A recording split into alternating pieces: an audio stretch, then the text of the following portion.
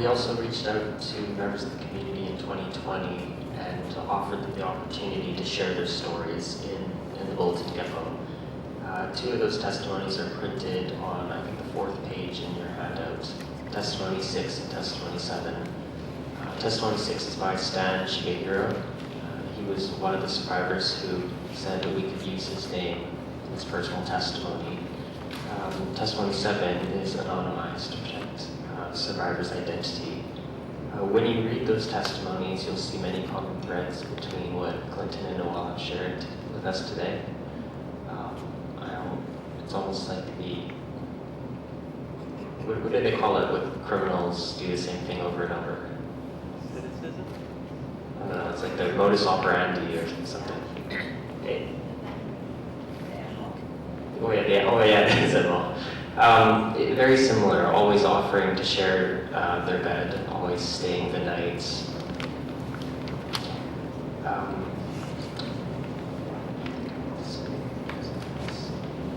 And I also want to share that when I wear my other hat as a member of the Greater Vancouver Japanese Canadian Citizens Association, I was attending one of our cooking classes, and I had a member, or a guest who's there with us, tell me that they read every single article we write in the bulletin, and they find that it is very helpful for them to know that somebody is speaking, even though they can't speak out themselves.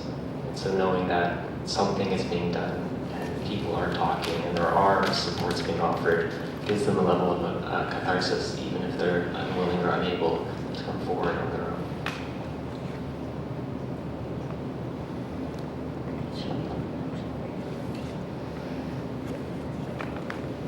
Are there any other questions, or is everyone hungry? Either or.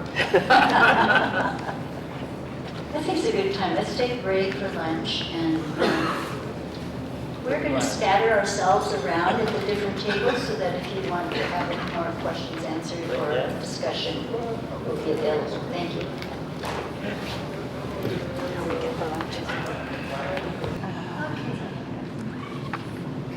So thank you for that lovely lunch. It was really quite delicious. I like the spot. It's really nice. So sometimes after lunch, we're kind of lethargic and getting to be a little sleepy. So I'm going to do a little wake-up exercise here. So it will help for you to not have anything in your hands for the moment. I'm not going to have you do anything outrageous. I just want you to be able to be seated and move your body a little bit. And then I'll just tell you that the plan for the afternoon is I'm going to invite Mr. Furukawa and Mary and Peter, who have personal stories to share. And then we're going to move around the room and have people share what's coming up for them, what they've experienced during the workshop, thoughts, feelings, so that everybody has some connection to other people in this collective group. So let's just do the exercise first, which is really simple. Trauma suppresses not just the emotions and the thoughts, but also the body energy too. Because often people talk about feeling lethargic and unmotivated and immobilized in some ways. So, and then the other thing that I think about too is that people who are victimized often suffer because they can't escape. So we're going to do this little moving in place escape thing. So you're going to start.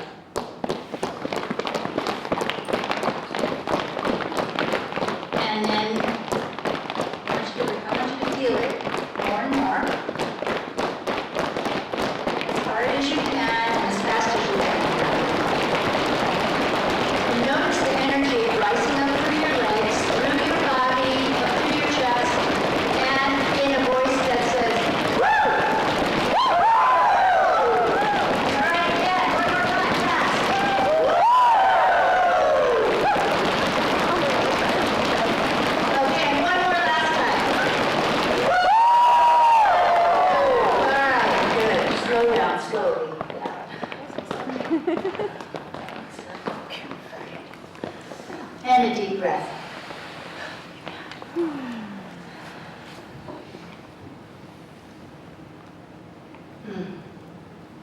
being here. I really mean being here, not washing dishes or checking the clock, but being here. Seems really important to hear from folks who have had the direct experience, and Mary clearly said she wants to tell her story. And this is the perfect place for you, so would you like to start?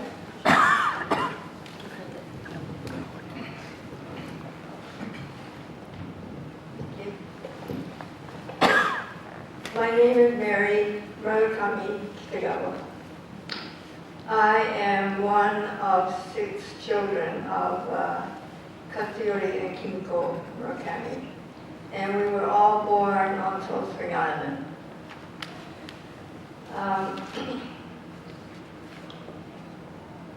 I did take my pill to calm my heart down first, so I won't fall over. I wanted to tell the story of both my sister and brother who went through trauma that they did not share with my mom and dad because they didn't want to worry my mom and dad, and they didn't want them to feel that they were part of the cause. And with my sister, it was her terrible experience with an RCMP officer who tried to rape her. And she did not tell my mom and dad because she didn't want mom and dad to feel that because they asked her to go to look after my grandmother, who was ill in the sugar beet fields in Alberta. She was in her 70s already, and she was so ill that my grandfather asked if Alice, at the age of 14, could come. And in order to cross the Alberta-BC border, you have to register with an RCMP officer, and that's where she encountered him. Now, with my brother, he did not tell us about his encounter with Nakayama until my mother died. And he didn't want to worry, either mom and dad about his encounter with Nakayama. We had a younger brother, the youngest one that was born in Roseberry in the prison camp. And we always thought of Nakayama as this angelic person that was bringing the Word of God and goodness and everything else with him. And it was kind of deceptive because when you looked at him and the way he talked to you, he was, he looked like a gentle man of God. And so by the time Richard and Bruce encountered him, they only thought of Nakayama as this good person because they only saw him in this beautiful shining light. And so at this time we lived in a Mormon town in Alberta called Cardston, where my parents were running a restaurant. And we rented this very large house, a 2-story house. We lived there with my grandparents and my uncle, and the bedrooms were all upstairs. And I don't know why Nakayama was allowed to stay at our place, but since my mom and dad had to go to the restaurant early in the morning, we were taken care of by my grandmother, who was quite elderly then. And my sister Rose and the rest of us were already down at the restaurant helping. And so just in the house was my grandmother and my two brothers. I think Richard was only about 10 or 11 and Bruce was about 7 or 8. And then it's amazing that Nakayama didn't go after him, after them, during the night. And after everybody was out of the house except my grandmother who was in the kitchen, he started to chase them. And he just chased them all over the upstairs. And then he kept saying to Richard, I need a kiss for Jesus, I need a kiss for Jesus, and just chased them all over. And Richard was so terrified that he didn't know what to do. And then Nakayama started going after Bruce. And so he had to go back and grab his brother and, tear down down the stairs and run out of the house. So my grandmother didn't know all this was happening because she was in the kitchen and they were able to get out of the house without being seen. And he kept this to himself until my mother died in 1997. And we said to him, why didn't you tell us? But he said, I couldn't tell you because I didn't want Mom and Dad to know. So anyway, from that night on, his personality changed. And he started screaming, after he went to bed, like he'd wake up with terror. I mean, his eyes were bulging. He was in utter terror. And he would scream and scream and scream. And this went on for I don't know how long. Every night he would get up and scream. And then at school, he was not behaving properly, so he always ended up in the hallway from where he ran away. And then, I don't know, there were so many things that happened to him that I didn't know why, his personality changed so quickly and so badly. And after he told me, I understood all the things that happened to him, as he was growing up. He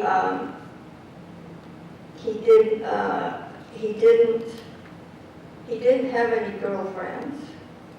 He didn't seem to be too interested. And then when he started going to university, he had a breakdown, and he did try to commit suicide. And we didn't know why this was all happening. We didn't know his story until much later when my mom died. And so, anyway, he was carrying all this pain by himself, by not telling anybody. And so all his behavior that we found to be, unlike him, is now, I can understand why he was behaving this way, because he was harboring this pain all by himself. He didn't want to share it with anybody, just in case it leaked and got to my mom and dad. So anyway, I wanted to tell this story because I've been carrying this for him all these years because he didn't want to tell anybody else except the members of our family. And so I just felt heavy all the time, just thinking about the life that Richard could have had if he didn't have to go through this trauma. And although after he graduated, he did get through university. And after he did start living his life, he did such good things for everybody. And I thought, you know, if he didn't have to go through all this trauma, then, you know, what else could he have accomplished? Because he's such a good person. And, you know, a lot of people here know who my brother is and know what a good person he is. He's compassionate and he's so generous. For instance, one of the big things, he got a lot of awards because of what he's done. But one of the generous thing he did was he started a business of repairing cars and what was the other one? No, the other one. But he just, body repair shop, and it became very, very successful until you know, people doing similar business were very, very jealous of him, and well, he suffered so much racism on South Spring Island that Judy began a project for him to help him, you know, how to deal with racism. So anyway, he got very, very wealthy. He accumulated a lot of real estate. And then one piece of land, industrial land, was worth $1.5 million that he donated. And he wanted to build housing for these homeless people on Salt Spring Island, because he knew what it felt like to be homeless. And so he couldn't stand to watch people suffering homelessness. And so he built this 27-unit low-income housing project, a house for the homeless people on Salt Spring Island. So, you know, that was just one of the things that he did. And so, just to give you an idea of what kind of person he is. Yeah. And something, this isn't maybe funny, but one of the tenants that was given the privilege to live there came to him one day and said to Richard, "Are you a Chink or a Jap?" But Richard didn't, you know, say anything, because he just felt sorry for her. You know, he didn't have her thrown out or anything. You know. But that was his gift to the homeless people on the island. But I just wanted to tell Richard's story because, well, it helps me to kind of get all this out of my system all these years. Yeah. So anyway, well, thank you everybody for listening to what I have to say. I just have to get it off my mind. So thank you. So, Mary, I don't usually do this, but can I ask you a couple questions? Okay. So, is your brother still with us? Yes, he is, but he's in a care home now. Okay. And so is it your thinking that he suffered repeated abuse by Mr. Nakayama? No, I think that was his one encounter, but it was very, very traumatic. Frightening. Yeah, because I mean, he was worrying not about just himself, but with his brother. You know, he had to, you know, run back and grab him and drag him down the stairs. He was so terrified, yeah. So, so just for the group, so this is another example of how sexualized behavior by an authority figure could trigger or lead to a traumatic response, especially for a child. Really important to validate and confirm the quality of the trauma. in the clinical work, that dramatic change in personality is a first trigger sign that there's been some kind of abuse. Personality change that happens like the next week or so, that something has really caused a disruption to the child's normal development. So the thing that I heard you say is that you're carrying this heaviness about what happened to your brother. So, do you know what that heaviness is? I don't know, I think all I wanted to do was tell his story because he couldn't tell it himself. And I felt that I had an obligation to him as a sister, older sister, to relieve him. Even if he didn't say it himself, I thought it would relieve him of the trauma and the pain that he had to carry all these years. Right, okay. So Mary is really demonstrating for us the power that the trauma of clergy sexual abuse can have on secondary victims. That her love for her brother and concern for her brother has now impacted her, and she's carrying this burden with her. So then my last question is based on this, which is, that burden doesn't belong to you. It belongs to Mr. Nakayama. And in telling the story, you are helping your brother. But I'd like you to imagine unloading that burden, that heaviness, back to Mr. Nakayama. What would that look like in your mind's eye? If you were to take this abusive trauma, the story that you've been carrying, and giving it back to the perpetrator instead of having the victim having to hold the heaviness of that.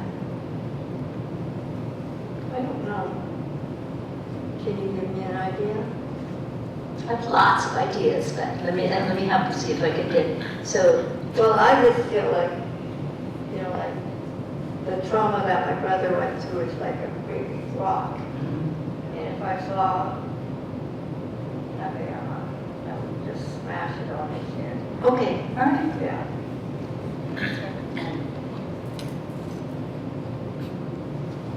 Can you imagine that? Sure. You just did, right? Okay, so I want you to check in, see what are you feeling in your body right now?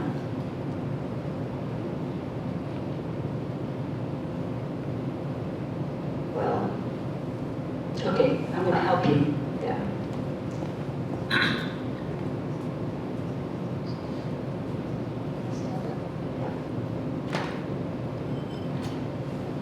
Okay, how heavy is this rock? I hope it's huge and I hope it's heavy. Okay, like 5 pounds? Oh no. I can carry 20, 30, 50 pounds. 50 pounds. Okay. And how big, what would your arms have to be like to feel like you're carrying a 50 pounds? 50 pounds. And could you lift that over your head so that you could? Oh, right now I can. Go ahead. And then just crash it down. Okay. Here we go. Now that was kind of windy. It's heavy. Okay, go ahead. So, Do you need help from your husband? No? Everything he does. Okay. All right. So So take a deep breath. Feel the strength in your arm. Yeah, I can do it. All right, go ahead, go ahead. Okay, smash. Okay, let's just smash together. Everybody put your arms up, all right? Okay, ready? Smash! You want to do it again? No, I'm fine. I feel good. Do you feel better? Where do you feel that in your body? All over. I like especially my head. Okay, because one of the things I noticed you used the word heaviness when you were talking to Clinton and Noël too. Yeah. So it's like you hold that with you. And that's their rock. Yeah. And good for you to comment on it. Because their rock has lightened over time. You don't want to take on a rock that anyone might have. Because once you do that about Nakayama, you could do that with other people, but there's no benefit to you. Yeah. Okay. Good. Are you done? Do you feel? I'm done. Okay, thank you.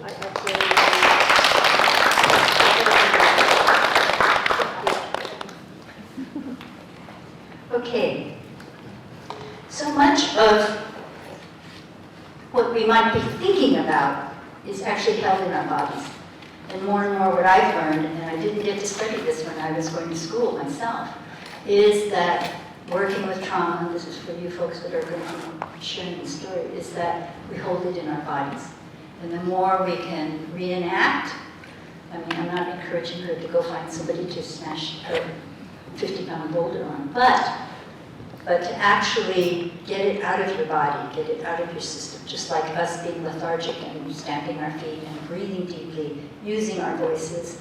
They're all ways in which we tell our nervous system that we're not in danger anymore.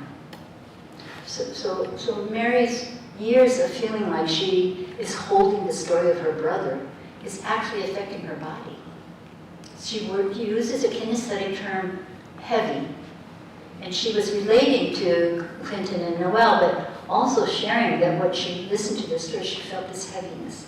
So that means her body is transforming the thoughts that she has, the stories she's heard, and she's holding it in her body, and her nervous system is responding to that. So to tell you one other tip that is helpful for you to understand how trauma is held. So have any of you ever been on a roller coaster? Yeah? Okay. And say we could visualize the roller coaster way up high and we could see it at a distance. What color is the roller coaster to you? Red. Red? White? Green. Let's see, red. What? Any other colors of that roller coaster? Green. Silver. Green, silver, okay, all right. Okay, so now I want you to imagine that you're on that roller coaster. You're sitting in that roller coaster and it is rocking and rolling. And what are you noticing in your body right now? Tension. What? Tension. Tension, where do you feel the tension? Shoulders. Pointing to your stomach? Okay, how about for you, where are you feeling? Shoulders. Shoulders, okay. Anyone else? A little bit queasy. Squeezy, okay, so in your stomach. Stomach. Your arms? Stomach? Anyone else? Jaw. Jaw? Mouth. Mouth, okay. Now, your body is responding to a thought. When we saw the roller coaster at a distance up there, it's just our visual, so we might not have any sensations. But the minute I placed you in the roller coaster, you're more likely to have body sensations. So every time Mary thinks about her brother and the horror he experienced, she's signaling to her body as if she were in that roller coaster. So your body is going to respond to that, and this is the chronicity of trauma, is that it sits in your body.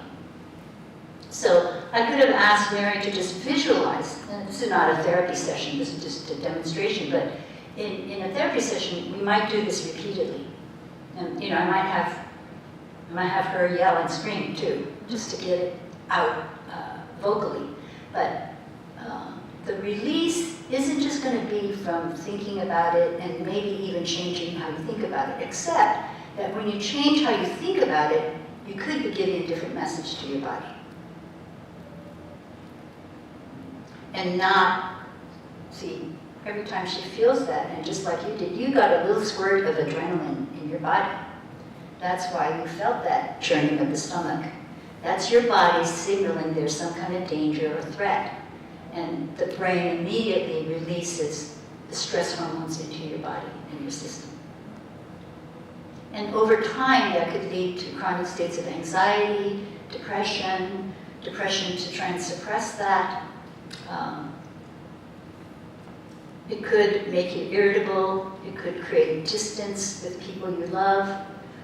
It could lead you to have defensive structures, ways of seeing things and people so that you mistrust them. So you don't experience the comfort of being intimate and close and attached to others.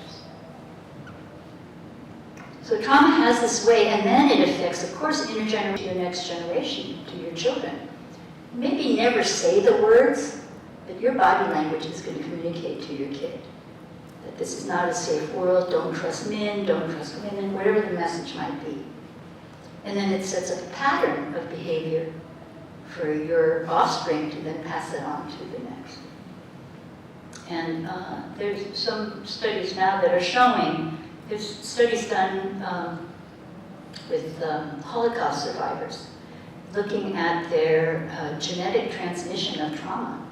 It's not a conclusive study right now, but there are good indications that there's no change in the actual DNA, but there is a triggering mechanism that triggers threat at a significantly higher rate than somebody who was not a survivor of the Holocaust. It would be interesting to have that study done for Japanese Canadians, Japanese Americans who are incarcerated. So I was sharing this with a group once, and when the guy stood up and slammed his hand on the table, he said, "Dr. Ina, are you telling us we're all mentally ill?" And I said, "Well, not all of us." But trauma alters our nervous system. And so healing from the trauma, one is you need to vocalize, you need to tell the story, you need to change the images you're creating about the trauma so that it supports this achieved sense of safety. And that's why, to me, it's so important how we sit together, how we talk together, how we have lunch together, so that we use every opportunity to create this sense of community and therefore feeling of safety. That we are connected, that we care about the person next to us, that we are listening in ways that we've never listened before. So Mary, you have helped all of us. You've been carrying your story, your brother's story, for a long time. And this is the thing about abuse, particularly clergy abuse, is the shame is often internalized by the victim instead of the perpetrator. The shame belongs to the perpetrator. That boulder belongs to Nakayama. And however he came to that, he was probably abused himself.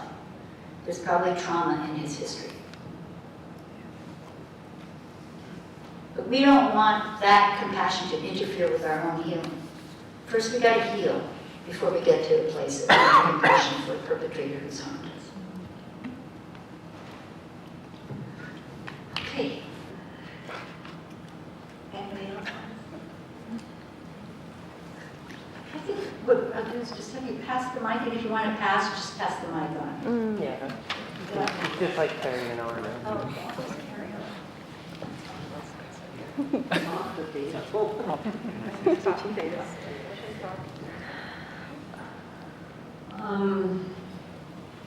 I just feel,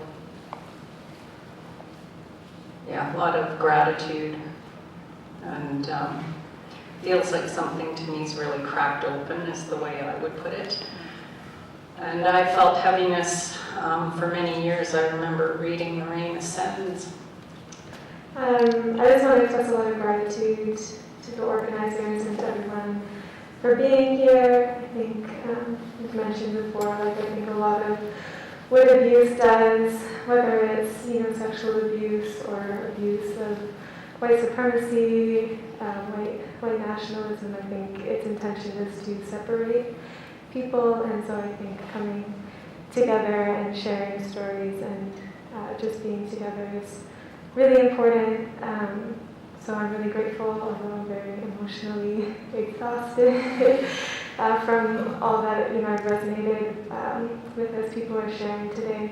And I think something that's just really sitting with me right now that I want to share is just I think all of us, as we talked about, are here. We maybe have the courage to step into this space and be vulnerable and be engaged.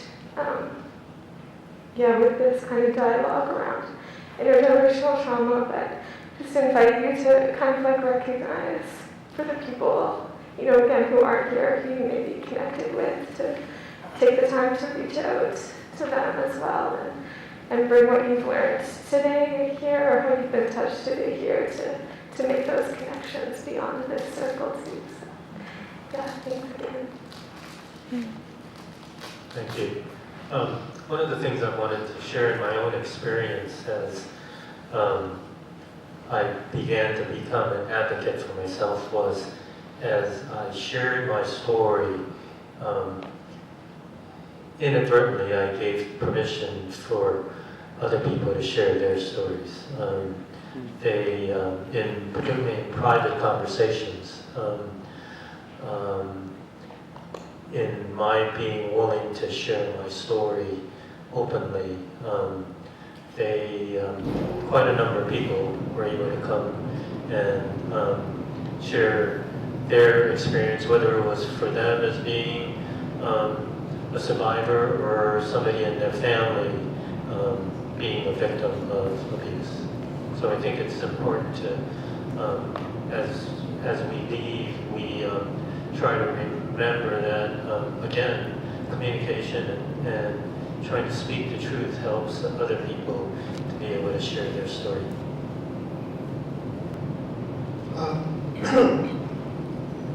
I think similar to most other people, I just feel this enormous amount of gratitude. I'm very humbled by all of us being here today, especially having been on Zoom for almost 3 years. It's a completely different dynamic when you're here together in person, and it just creates so much power, lack of better words. Just to follow up on a practical point of view, what Tammy was saying, in terms of when we do our outreach, I think perhaps it would be a nice idea if we can have sort of like for the different centers that are going to do this outreach, that we have some sort of standardized kind of template to work on, so that we can, so that we're not all doing different things, that maybe we can follow one particular thing. And I guess my final thought is that, as a community, as a Japanese Canadian community, I'm really amazed and really thankful that we have so many generations, there's so many different backgrounds, there's so many people that worked in this community for so long that you have a chance to meet in person, which really lends to everything that we're doing.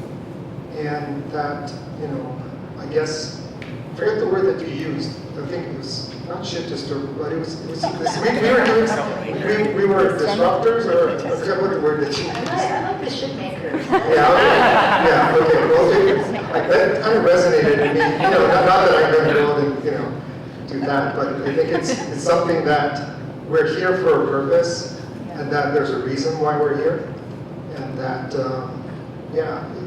it's so that whatever I can do it sort of and organize at the local level to try to help whoever it is, whether it's just letting people know that we're there, that there is this organization, even though that they're reticent to step up, that we're here, and that's the main thing. Because also, one thing also is that I think I've grown up with this, if you want to call it, for lack of better words, this myth that we're a model minority, that we're perfect, and we're like any other community. We have our good side and not so good side, and that's the truth, and that has to be addressed. And I think this is very important. So anything to do to support what the Healing Fund and the group is doing to support Peter, and let's do this. Okay, let's do this.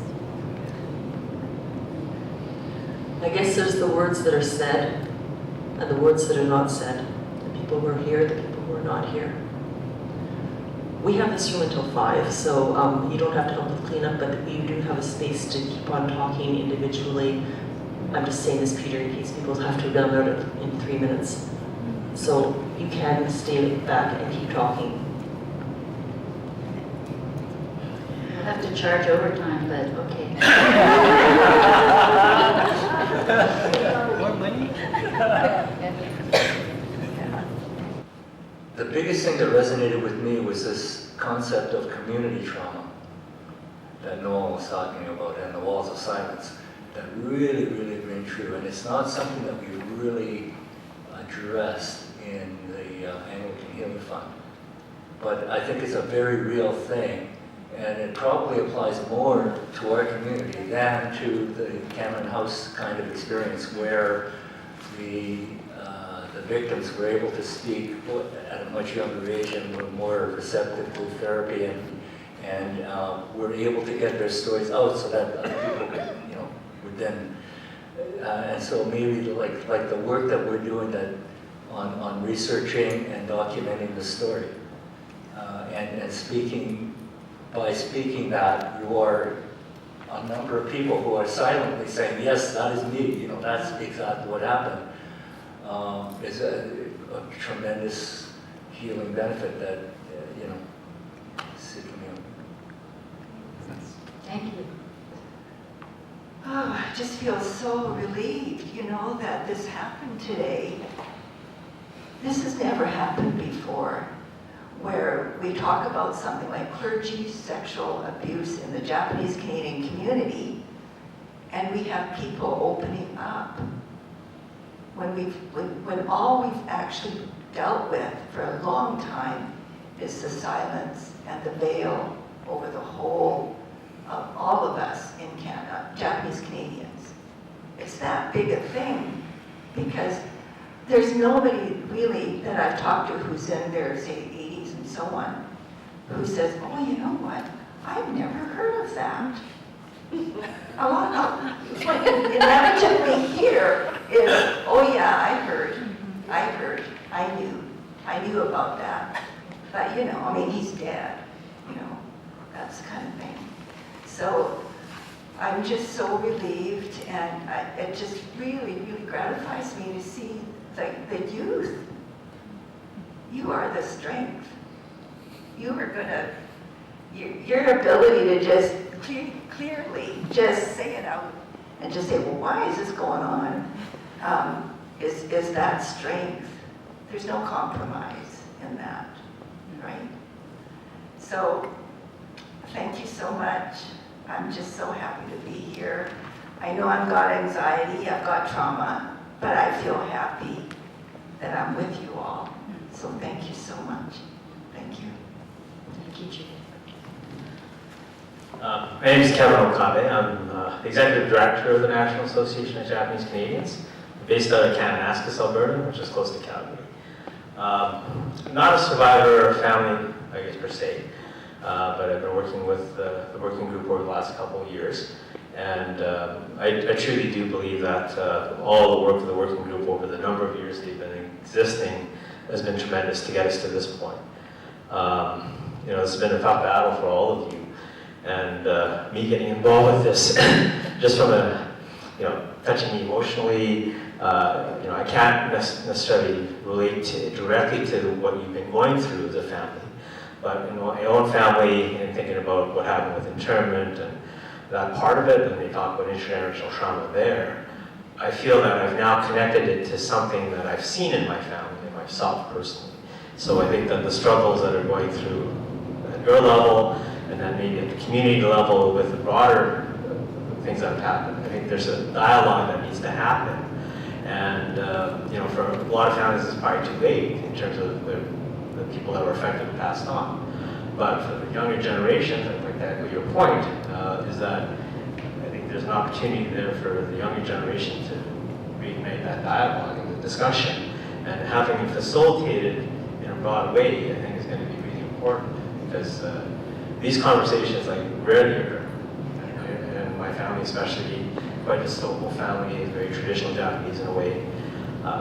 But for me, that's why for me coming to this kind of event and giving me this experience and the exposures is just a tremendous thing, because I can't just go out in my own community and get that right away. So I really thank all of you for your participation and your dialogue and your facilitation, and especially the working group members who've been treating me like one of their own in a way, and making me understand what they've been going through and why we need to be doing this, and why this work is really the beginning. Like, it really is a long road ahead to continue this, but I think this is a really good start, and hopefully we can build on this foundation.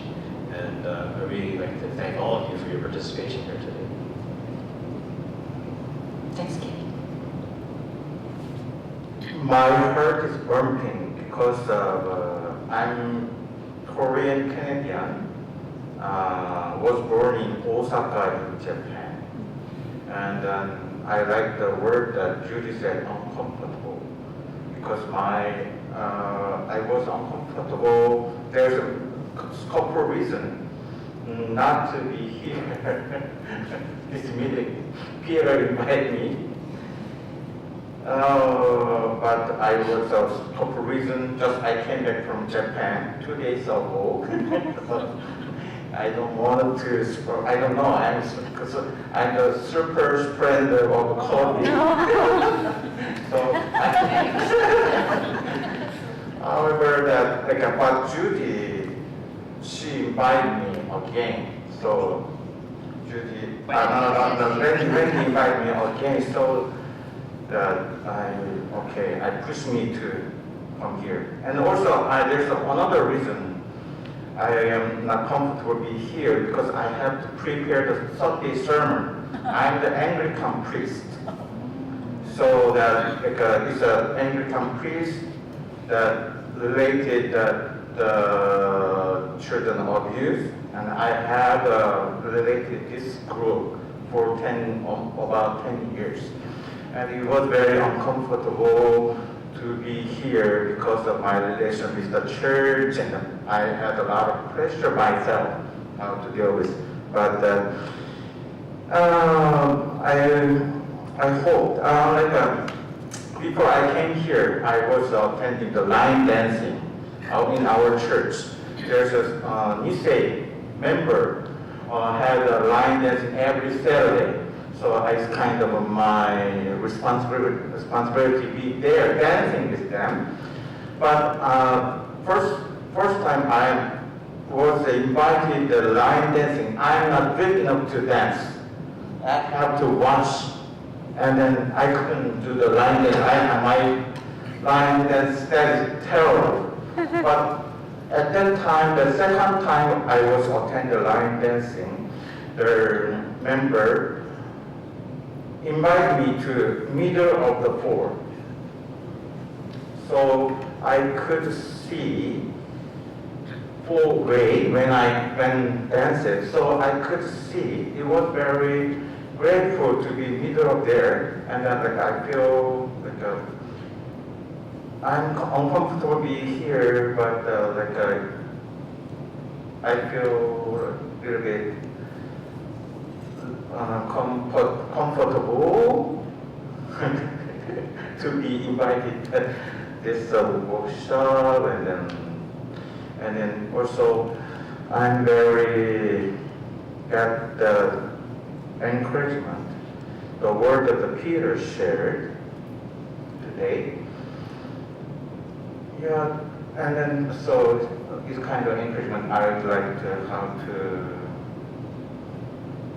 to walk forward from now on. Thank you. Thank you. I'm glad I didn't know you were with the Anglican Church.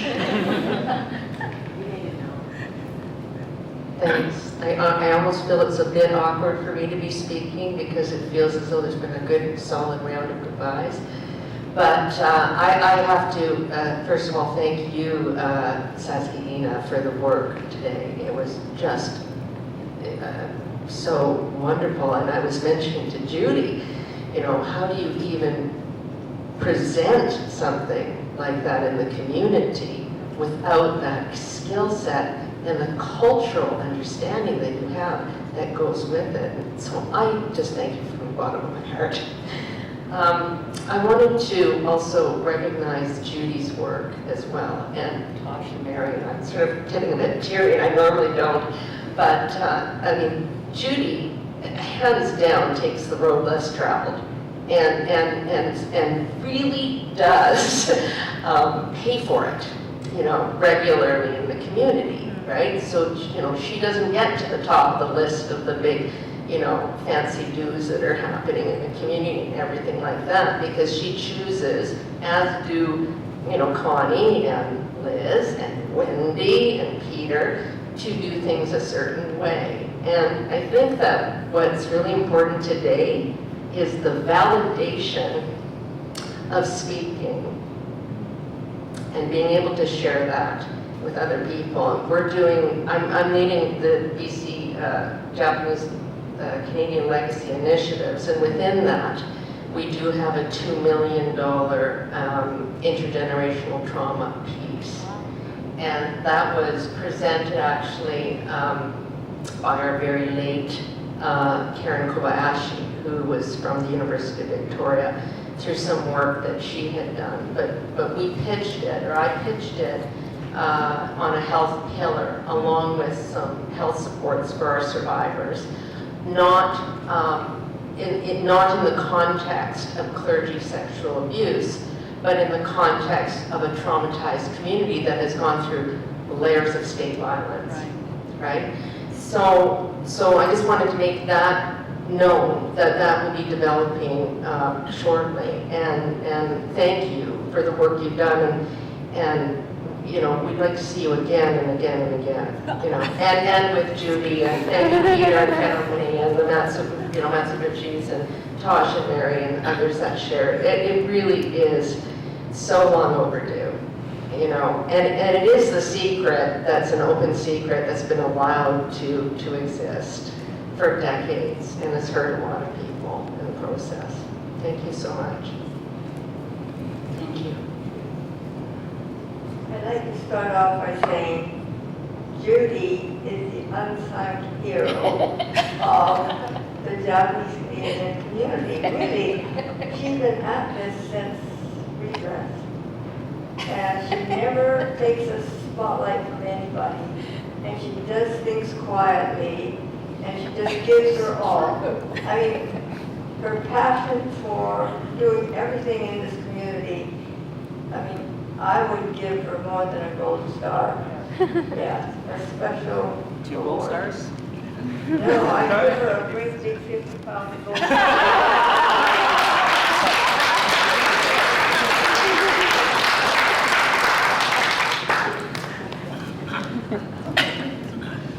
Anyway, also I would like to thank Satsuki Ina. She was the first American person I went to when I was trying to get the honorary degrees for the 76 Japanese Canadian students. So I still have that letter from you, and you've given me a lot of emails, and whenever I needed something, I would always email her, and she would send me what I had to say. Yeah. And then I just want to thank all of you for giving me a platform to tell my story that I've been carrying around with me for all these years. And I feel so much better. And Peter, take me to that grave, because I've got a 50-pound gold. So anyway, thank you everybody for letting me unload today. Thank you. Thanks, Mary. Thank you. As Mary says, we were involved in the Japanese Canadian community in the early 80s for the redress movement. And when the redress movement ended, we joined the Human Rights Committee, which comprised of Judy and the late Tatsuo Kage. And I'd like to play a special tribute to Tatsuo, as he was the founder of the JCCA Human Rights Committee. And it was, I think Judy gave the date, but when we got involved with the Nakayama file, but Tatsuo was an integral part of it.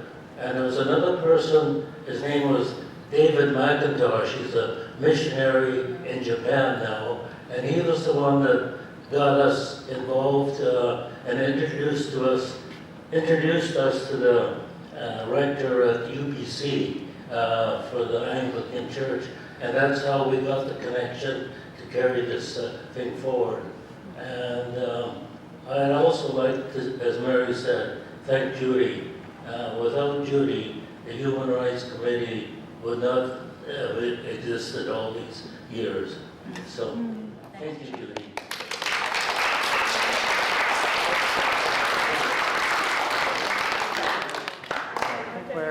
If the out-of-town guests would mind speaking with me after, maybe we can talk about next steps. And I would encourage everyone who's here, everyone has to eat dinner, right, in a couple of hours. So if you wanted to continue any conversations you started at this session, please organize amongst yourselves to spend some more time together. Anyway, thanks all for joining.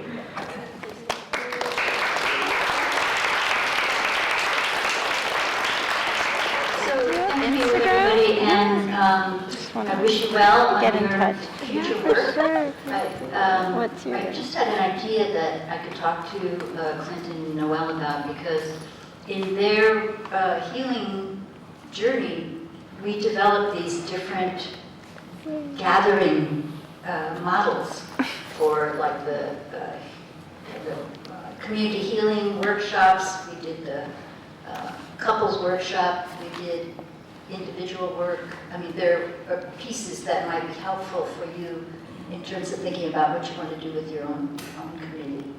And I am retired from my professional responsibilities, but I'm very committed to the Japanese Canadian community, and particularly to the work that you're doing. So I will make myself as available as I can to further your projects. So thank you.